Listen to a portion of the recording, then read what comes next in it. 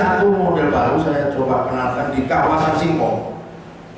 Jadi di salah satu kabupaten namanya Serdang Bedagai itu ada berapa ribu hektar, itu ada 3 kecamatan penghasil singkong. Nah, penanam singkong ini umumnya tidak menambahkan pupuk organik sehingga tanahnya jadi mutunya jelek.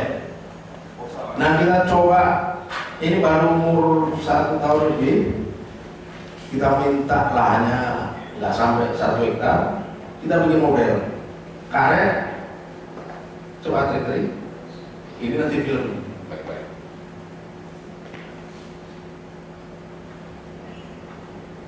Nah, karet, jadi karet, lupa trik dulu.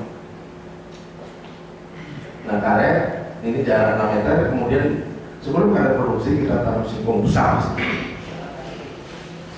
Jadi dari singkong besarnya nanti bisa. Ini saya tanggal 24 kemarin panen. Jadi setengah hektar ini dapat hampir 12 puluh bisa terkena penyakit atau merangas. Kemudian kakao ini bisa dikerjakan mulai dari anak-anak sampai kakek-kakek. Jadi pakai tongkat masuk bisa manen kakao.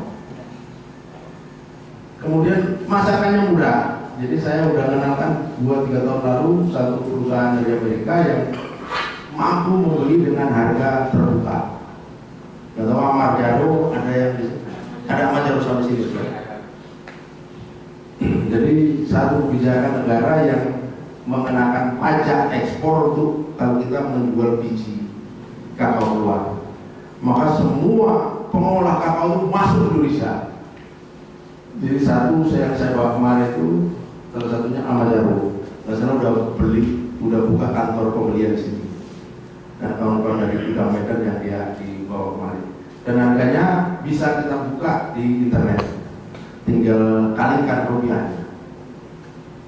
Nah, itu hebatnya. Jadi nanti kalau kita lihat produksi Indonesia itu sekitar 500-600 ribu ton, itu kita sekarang malah impor biji kakao dari luar.